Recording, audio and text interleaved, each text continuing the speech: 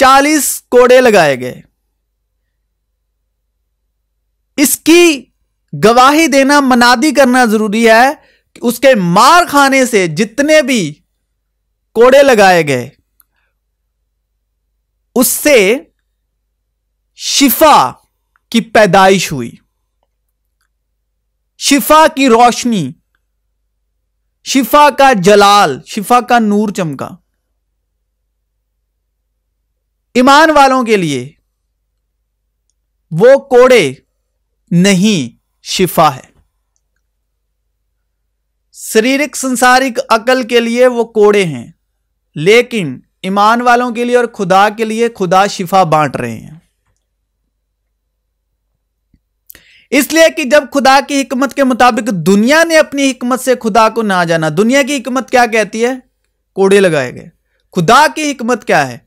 वो शिफा बांट रहे हैं। किनको? ईमान वालों को। तो खुदा को यह पसंद आया कि इस मनादी की बेवकूफी के वसीले से ईमान लाने वाले को निजात दे। वो शिफा है। कहां का हाकिम, कहां का फकी, कहां का इस जहां का बहस क्या खुदा ने दुनिया की हिकमत को बेवकूफी नहीं ठहराया?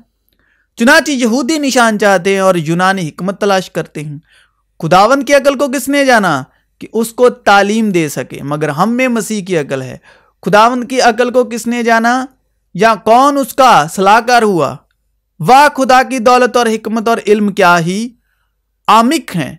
उसके फैसले किस कदर इदराक से पड़े और उसकी राहें क्या ही बेनिशान हैं। उसकी राहें बेनिशान हैं और यहूदी निशान चाहते हैं। दुनिया की नजर में, संसारिक नजर में वो कोड़े हैं, मार हैं, मगर खुदा की नजर में ईमान वालों के लिए हमेशा हमेशा के लिए अब्दी शिफा है। शिफा बांटी जा रही है। इसलिए वो दुनिया में आते वक्त कहता है कि तूने कुर्बानी और नजर को पसंद ना किया, बल्कि मेरे लिए एक बदन तैयार किया। और फिर यह कहता है कि देख, मैं आया हूं ताकि तेरी मर्जी पूरी करूं। गर्ज वो पहले को मकूफ करता है, ताकि पहले को हटाता है ताकि दूसरे को कायम करें। उसी मर्जी के सबब हम यीशु मसीह के जिस्म के एक ही बार कुर्बान होने के वसीले से पाक किए गए हैं। लेकिन यह शख्स हमेशा के लिए गुनाहों के वास्ते एक ही कुर्बानी गुजरान कर खुदा की दाहिनी तरफ जा बैठा। तो अब हम जानने वाले हैं 40 कोड़ों के पीछे जो 40 कोड़े लगाए गए, उसके पीछे का सरकमस्टांस क्या है, कारण क्या है। यह 40 नंबर के पीछे का कारण अकॉर्डिंग टू मोसेस लॉ यह मिलता है मूसा की शरीयत में। मूसा की जो शरीयत की जो पहली 5 किताबें, उसमें खरूज, एक्सीडस, निर्गमन, 12 चैप्टर, 12 चैप्टर।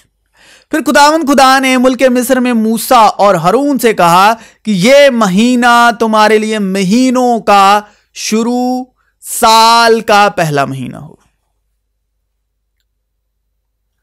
यह महीना तुम्हारे लिए महीनों का शुरू और साल का पहला महीना हो। बस इजराइलियों की सारी जमात से यह कह दो कि इसी महीने के 10वें दिन, इसी महीने के 10वें दिन यानी 10 तारीख को हर शख्स अपने अब्बाई खानदान के मुताबिक घर पीछे एक बर्रा ले।